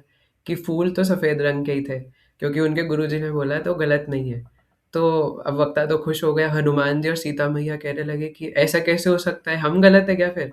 तो राम जी कहते हैं नहीं, नहीं आप गलत नहीं हो। हुआ क्या कि फूल तो सफ़ेद रंग के थे, लेकिन हनुमान जी गुस्से में थे और हनुमान जी वहाँ गए तो उन्हें लाल रंग के दिखे। और क्योंकि मेरा शास्त्रों में वर्णन है कि भगवान राम का जो रंग है वो थोड़ा हरे हरे रंग का है ना? नीले थोड़ी ना है राम जी, है ना? नीले तो कृष्ण हैं और पूरे नीले नहीं है। तो राम जी का जो कलर है वो थोड़ा हरा है। तो कहते कि क्योंकि सीता मैया के आँखों में हमेशा मैं बसता हूँ, उनके नयन में हमेशा मैं बसता हूँ, प्रेमांजन छुरित भक्ति विलोचनेन संता सदा हृदयेषु विलोकयन्ति। तो इसलिए वो प्रेम के अंजन से मुझे हमेशा देखते हैं, तो उनको हर जगह हरा ही दिखता है। तो इसलिए सफ़ेद फूल उनको हरे दिखे, हनुमान को गुस्से में सफ़ेद फूल लाल दिखे, लेकिन फूल तो सफ़ेद ही थे। तो वक्ता जब प्रसन्न होते हैं और राम जी उनको आशीर्वाद देते हैं कि मैं तुमसे बहुत प्रसन्न हूँ कि तुम अपनी बात पर टिके रहे क्योंकि तुम्हारे गुरुजी ने बोला था, है ना? क्योंकि जो गुरु होते हैं, जो कृष्ण के रिप्रेजेंटेटिव है, वो यही बात है कि वो कृष्ण के रिप्रेजेंटेटिव है ना? हाँ, देखिए इसका ये मतलब भी नहीं कि हम किसी पे ब्लाइंडली फेथ कर लें, लेकिन एक बार टेस्ट करने के बाद कि वो प्रामाणिक परंपरा से है, आपको पता चल गया, उसके बाद कोई टेस्ट नहीं लेना, है ना? उसके बाद जो वो बोले, जैसे वो बोले, बस अपने आप को बेच देना है उनके प्रति, है ना? लेकिन हाँ, इसका ये मतलब भी नहीं कि किसी जेल में बंद गुरुजी से जाकर के उनको भगवान मान के उन्हीं से दीक्षा ले ले, है ना? एक गुरु की भी ये पहचान है कि वो अपने गुरु को फ़ॉलो करते हैं और वो प्रामाणिक परंपरा के अंदर होते हैं, है ना? तो ये बात है, इसलिए भगवान क्या कहते हैं पूरी बात, तद्विद्धि प्रणिपातेन परिप्रश्नेन सेवया। अच्छा भगवान कहते हैं कि तद्विद्धि है ना, विधि पूर्वक और प्रणिपातेन उनको शरणागत होकर के परिप्रश्नेन सेवया, फिर सेवा करके और फिर उनसे प्रश्न पूछो कि मेरे लिए क्या ठीक है। हम तो डायरेक्ट प्रश्न पूछने लग जाते हैं और प्रश्न भी नहीं पता क्या पूछने हैं। गुरुजनों से जाकर के शादी की बातें करते हैं, मेरी शादी नहीं हो रही, ये नहीं हो रहा, वो नहीं हो रहा, है ना? जब नैमिषारण्य के ऋषि मुनि सूत गोस्वामी से प्रश्न पूछते, 6 प्रश्न पूछे थे भागवतम के फर्स्ट चैप्टर में ही आता है। तो सेकंड चैप्टर में सूत गोस्वामी कहते हैं कि आप लोग बहुत अच्छे प्रश्न पूछे क्योंकि उनमें 2 क्वालिटीज़ है। पहली क्वालिटी तो ये है कि क्योंकि वो भगवान कृष्ण से संबंधित है और दूसरी बात ये कि वो जन कल्याण के लिए है। तो वो दोनों ही चीज़ें सारे प्रश्नों में थी, 6 के 6 प्रश्नों में वो चीज़ थी कि कृष्ण से संबंधित है और जन कल्याण के लिए है ना? तो गुरुजन जो मतलब गुरुजनों से जो पूछना चाहिए, भक्ति से रिलेटेड पूछना चाहिए कि मैं भक्ति में और आगे कैसे बढ़ूँ, है ना? ये सब टाइम पास नहीं करना चाहिए गुरुजनों के पास जा कर के। तो इसलिए प्रणिपातेन परिप्रश्नेन सेवया, लेकिन किस व्यक्ति से और क्या करो? उपदेक्षन्ति ते ज्ञानम, वो तुम्हें उपदेश देंगे। कौन देंगे? ज्ञानिनस् तत्त्वदर्शिनः, है ना? वो अपने ज्ञान के द्वारा तुम्हें उपदेश देंगे, जो कि तत्व ज्ञान रखते हैं, जो कि तत्वदर्शी है, भगवान को तत्व से समझ पाते हैं। हार्दिक प्रभु, क्या श्लोक था जिसमें महाप्रभु कहते हैं कि अ, जो तत्व से जानता है वही गुरु है। एकदम याद। यही से कृष्ण तत्व से ही गुरु, यही कृष्ण तत्व वेद से ही गुरु। हाँ, है ना? सही सही गुरु है। कृष्ण तत्ववेत्ता सही गुरु है ना? तो इतनी देर से पूछ रहा हूँ। तो जो कृष्ण को तत्व से जानता है वही गुरु है। तो यही बात यहाँ भगवान कह रहे हैं, वही बात वहाँ सीसी में आता है ना? जय कृष्ण तत्ववेत्ता सही गुरु होए। जो कृष्ण को तत्व से जानता है वो गुरु है, बस, है ना? और कोई बात ही नहीं। जो कृष्ण को तत्व से जानता है वो गुरु है। तो शिला प्रभुपाद तो और शिला प्रभुपाद एक चीज़ और कहते हैं, या नहीं मतलब ऐसा ना कई सारे भक्त बताते हैं कि जो प्रामाणिक गुरु होते हैं या प्रामाणिक जो वक्ता है जिनसे हमें हरी कथा सुननी चाहिए, अमरेंद्र प्रभु जी भी कह रहे थे ना कि हमें हरी कथा भी हर किसी से नहीं सुननी चाहिए। मैं फिर वही बोलूँगा ना, मैं फिर क्वालिफाइड नहीं हूँ ना यहाँ पर आके कुछ भी बोलने के लिए। तो अमरेंद्र प्रभु जी बता रहे थे कि आ, मतलब एक क्वालिटी तो ये भी है उनमें कि जितनी बार वो बोल रहे हैं ना, कम से कम हर बात में उनकी कृष्ण निकले, है ना? शिला प्रभुपाद को देखिए, शिला प्रभुपाद गॉड नहीं बोलते थे, भगवान नहीं बोलते थे। शिला प्रभुपाद से कोई कुछ भी पूछा है कृष्णा, है ना? कुछ बता रहे हैं कृष्णा। पूरे भगवत गीता के पर्पट में कई भक्त तो ये भी कहते हैं कि शिला प्रभुपाद का कोई एक पर्पट भी पढ़ लेना, हो सकता है अगर वो पर्पट पढ़ते पढ़ते मर जाए तो भगवत धाम चला जाएगा, क्योंकि उसी में इतनी बार कृष्ण कृष्ण कृष्ण कृष्ण लिखा रहता है ना? 10-15 बार भगवान उसी में कृष्ण कृष्ण बोल देते हैं। तो इसलिए धर्मम तो साक्षात भगवत प्रणीतम, है ना? धर्म वही है जिसमें भगवान की सेवा हो। तो इसलिए जय कृष्ण तत्ववेत्ता सही गुरु होए। जो कृष्ण प्रेम करता हो, कृष्ण से जिसको प्रेम हो, वो एक्चुअल में गुरु है ना? सिर्फ ज्ञानी होने से कोई गुरु नहीं हो जाता। तो इसलिए हमारे उसमें शिक्षा का महत्व ज़्यादा है ना? तो इसलिए दीक्षा भी प्रेमी गुरु से लेनी चाहिए, है ना? जो प्रेमी भक्त है, श्रील गौर गोविंद महाराज सेड कि we have to follow the premi bhakta, जो भगवान से अथाह प्रेम करते हैं, है ना? सिर्फ उन्हीं से हमें अपना रिश्ता नाता जोड़ना है। और प्रेमी भक्त से, प्रेमी गुरु से रिश्ता नाता जोड़ के बस फिर वो नित्यानंद प्रभु के सर्वेंट है, वो कृष्ण के सर्वेंट है। बस जो जैसा बोलेंगे वैसा मैं करूँगा। ओके, सो आई होप आज के लिए इतना सही है ना? और कभी ये मन में अहंकार ना आए, है ना, कि मैं अपने गुरु से ज़्यादा जानता हूँ। Each and every phase of life में हम बस यही शरणागत रहे कि मैं गुरुदास हूँ, है ना? निताई दास बनने से पहले गुरुदास बनना है ना? क्योंकि निताई के बारे में जिन्होंने बताया पहले उनके दास तो बन जाए, है ना? निताई के बारे में क्या बाय बर्थ जानते थे क्या, है ना? कि कोख से जब पैदा हुए तभी से निताई के बारे में जानते थे, कृष्ण के बारे में, कृष्ण बलराम के बारे में जानते थे? नहीं, श्रील प्रभुपाद ने बताया, है ना? मैं तो खुद देख कर के हैरान हो जाता हूँ, है ना, अपने आप को। मेरे घर में लगभग 12 साल से कृष्णा बुक ऐसी पड़ी हुई थी और मुझे नहीं पता कि वो शिला प्रभुपाद की है ना? शिला प्रभुपाद ने लिखी है ना उसको स्टोरी फॉर्म में, दशम स्कंद भागवत का। ये मुझे पता था कि कृष्णा बुक जैसी कोई चीज़ तो है घर में, है ना? बट मैं सोचता था कि वो भगवत गीता पढ़ी है घर में। तो इतना मूर्ख हूँ मैं, है ना? और उसके बाद जब मैं कृष्णा प्रभु की उम्र का था, है ना, तो उस समय फिर स्कूल में Bhagavad Gita as it is देखी, उसको पढ़ा। बट मन हुआ कि पर्सनल कॉपी होनी चाहिए भगवत गीता की। तो मम्मी ने कृष्णा बुक निकाल के दी, उसी को भगवत गीता समझ के पढ़ रहा था। फिर जब लगा कि ये तो कुछ और ही है, तो भगवत गीता यथारूप मंगाई पर्सनल अमेज़न से, है ना? फिर उसको पढ़ा और फिर मैं देखता था ना, तब थोड़ा बहुत ही ऑनलाइन प्रीचिंग होने लग गई थी, कोविड का समय था। तो मैं देखता था ये सारे लोग क्या प्रभुपाद प्रभुपाद करते रहते, जय प्रभुपाद, हैशटैग शिला प्रभुपाद, हैशटैग प्रभुपाद, हैशटैग कौन है ये प्रभुपाद, है ना? और आज जब मैं पीछे मुड़ के देखता हूँ तो पता चलता है हे भगवान, ये है प्रभुपाद, है ना?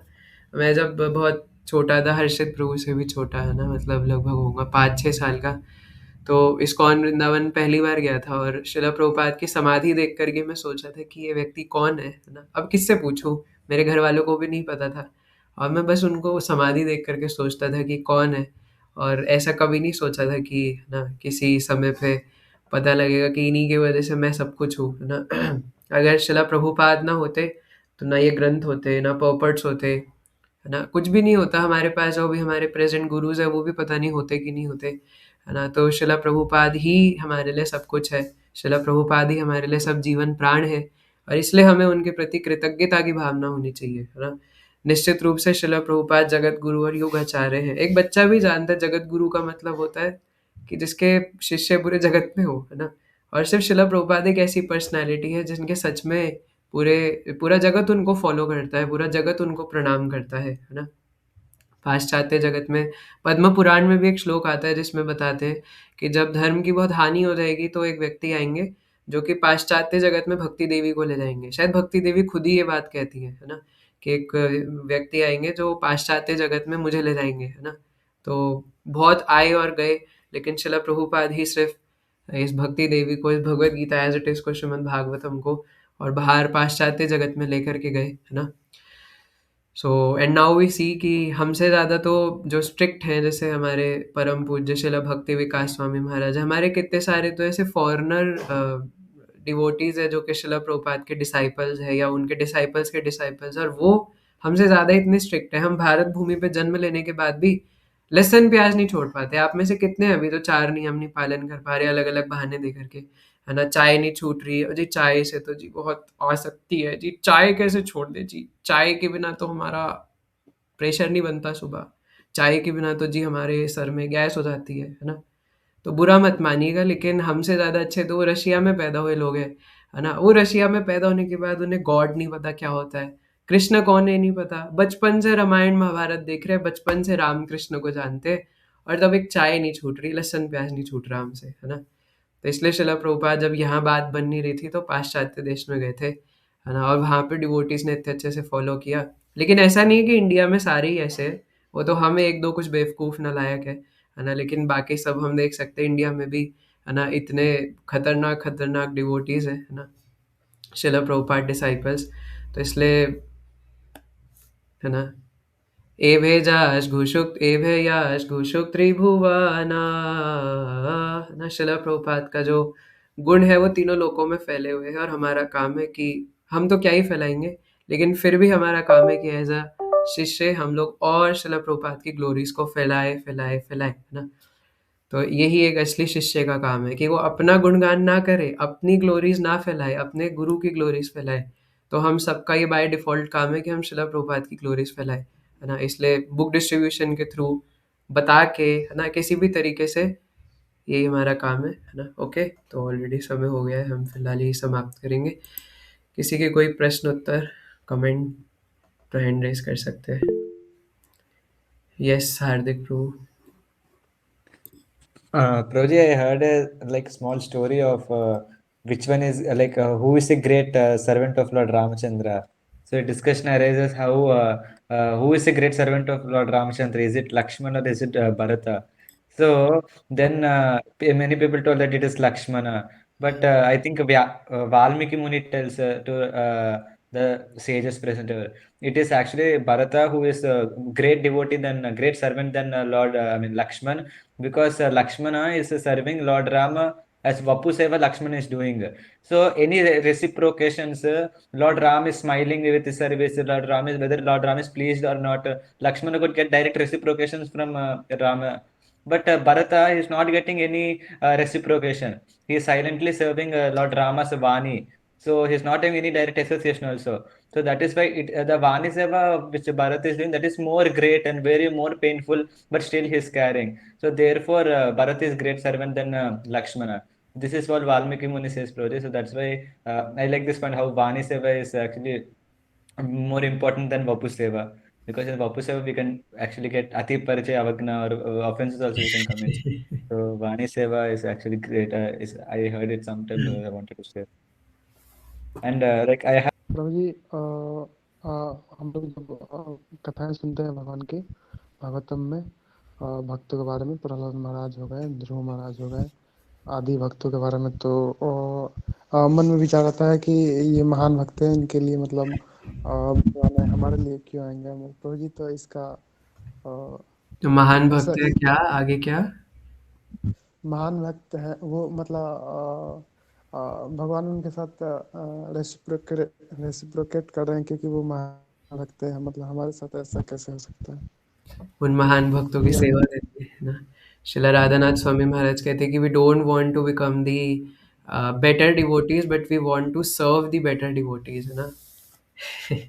हमें एक सबसे सबकी नज़रों में आने वाला भक्त नहीं बनना, बल्कि जो ऐसे भक्त है ना, जो शुद्ध भक्त है, हमें उनको सर्व करना है, हमें उनकी सेवा करनी है। तो हम प्रहलाद महाराज जैसे भक्तों की सेवा करेंगे तो हम भी, भगवान हमारे साथ भी रेसिप्रोकेट करेंगे।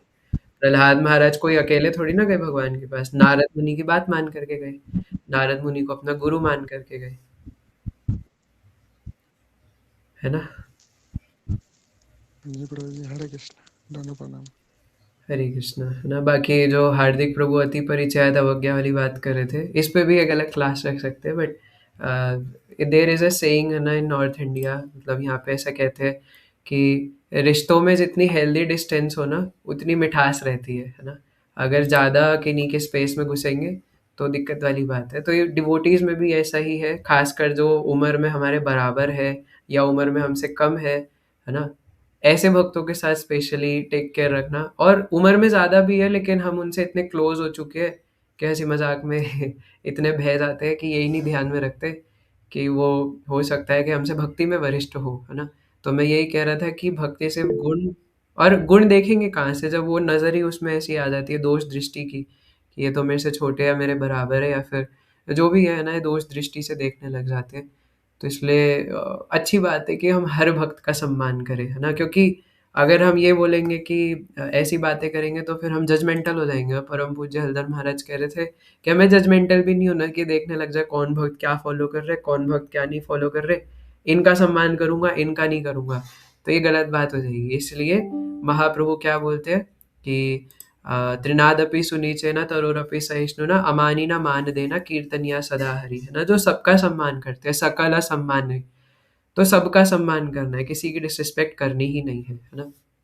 कोई चाहे हमारी डिसरिस्पेक्ट करता हो, बट हमें सबका सम्मान करना है, सबसे अच्छे से मिलना है।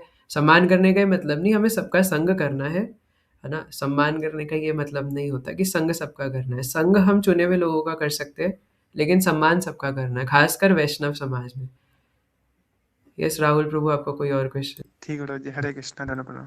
ठीक है, तो बस अंत में मैं आप सबसे यही प्रार्थना करूंगा ना कि जो भी हमने आज शिला प्रभुपाद के पोपट से और जो भी गुरु महाराज से, हल्दर महाराज से सुना था, वही मैंने रिपीट करा। तो आप मेरे लिए प्रार्थना करेगा। धनराशि मायापुर जाने वाले भक्तों के लिए दान में दी है, तो इनकी प्रसन्नता के लिए, आप सबकी प्रसन्नता के लिए, और उससे पहले आप सब मेरे लिए प्रार्थना करेगा कि जो भी हमने डिस्कस करा उसे मैं भी अपने जीवन में उतार पाऊँ। तो 3 बार हरे कृष्ण महामंत्र, हरे कृष्णा कृष्ण कृष्ण हरे हरे, हरे राम राम राम हरे हरे, हरे कृष्ण।